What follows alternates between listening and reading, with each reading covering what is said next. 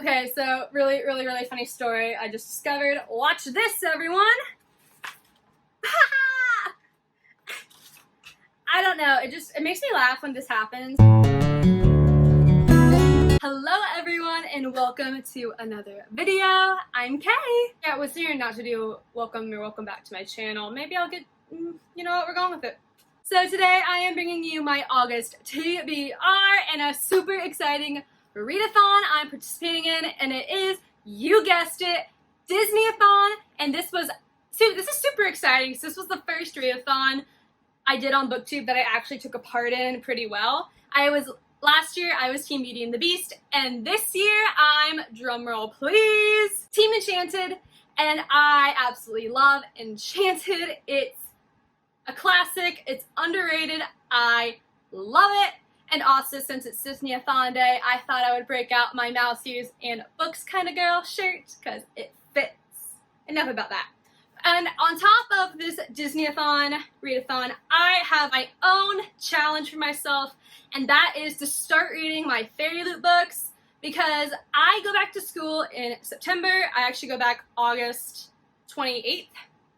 And I don't know if you guys noticed, but FAIRYLOOT books are beautiful. They're stunning and make me cry, and I don't want them anywhere near my dorm. I don't trust myself that much. I don't trust them to travel. I don't want to ruin them, so my goal is to read at least 3 while I'm home this month.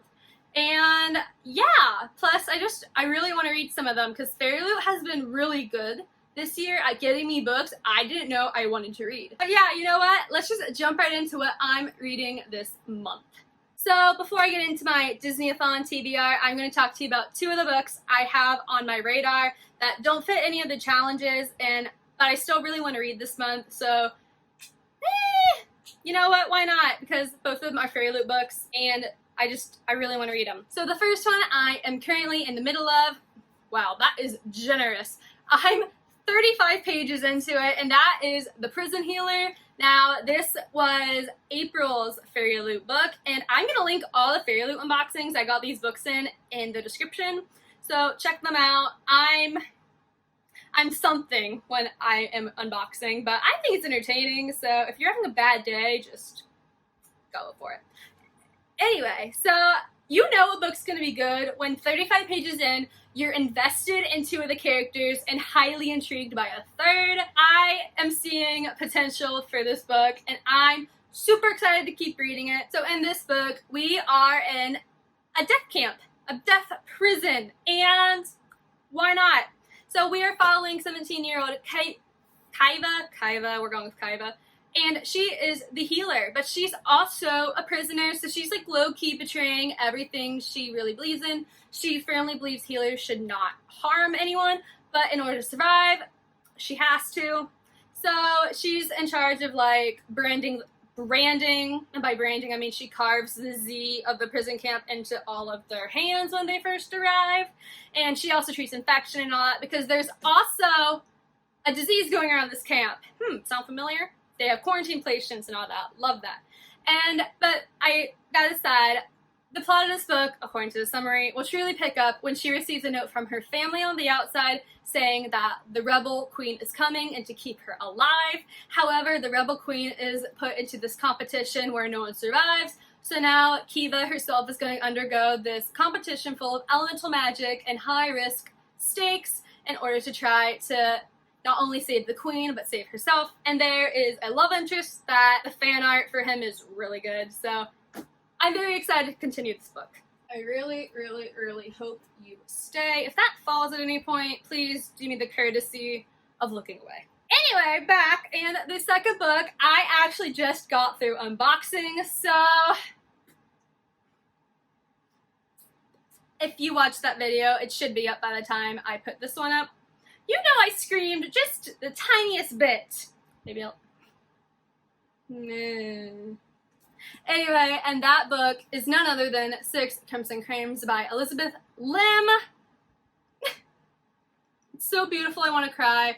This is definitely my favorite artwork for a book FAIRYLOOT has done so far. It's breathtaking, and look at the unboxing video. If you don't look at any other unboxing videos on this channel, watch July, because this book, I'm not even kidding, I almost started crying.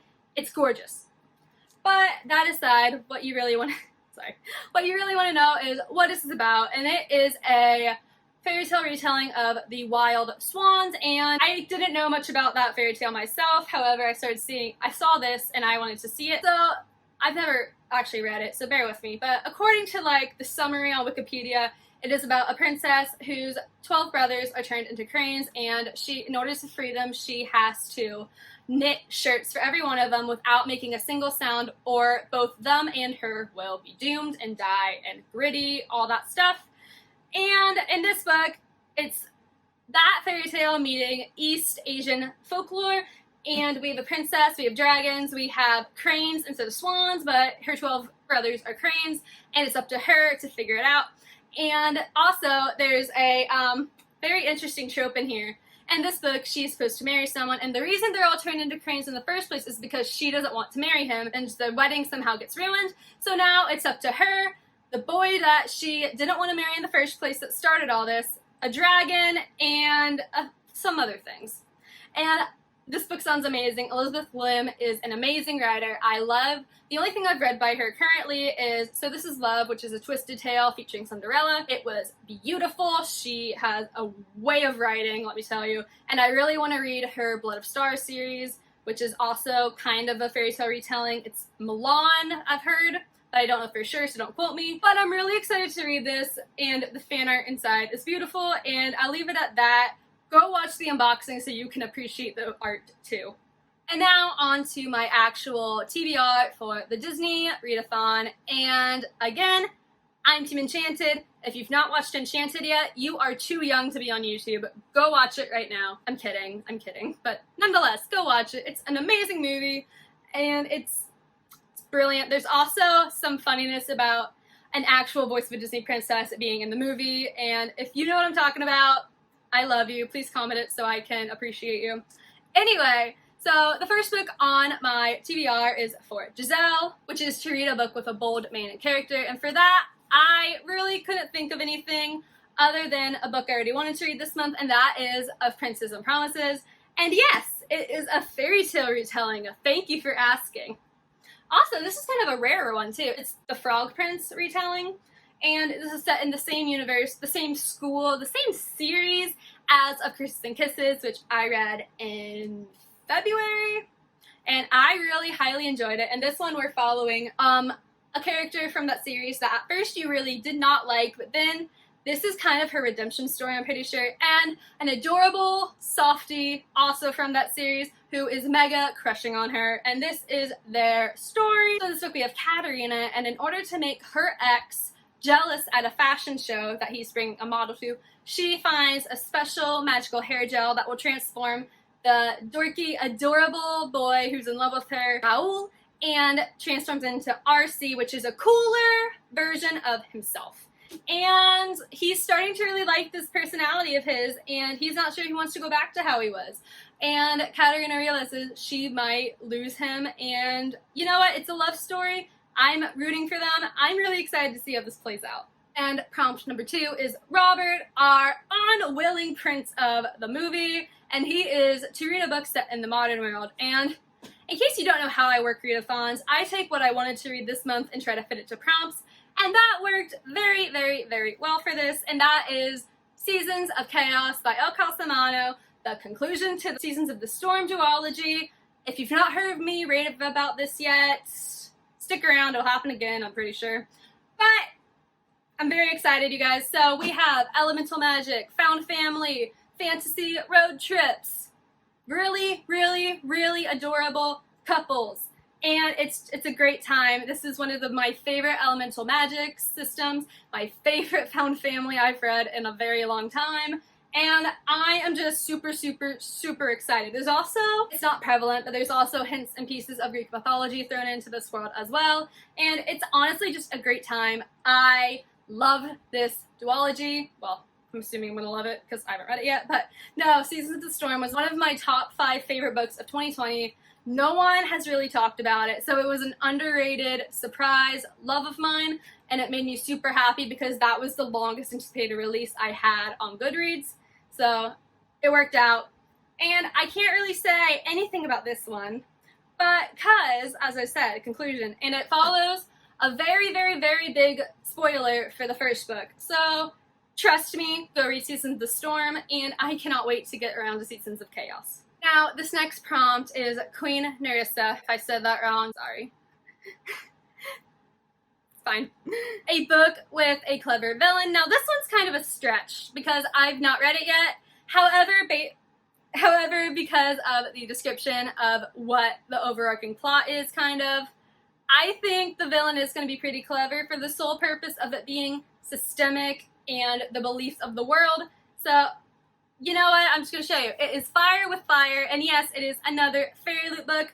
This is June's FAIRYLOOT book, and yeah, you know the drill. It's in the comments.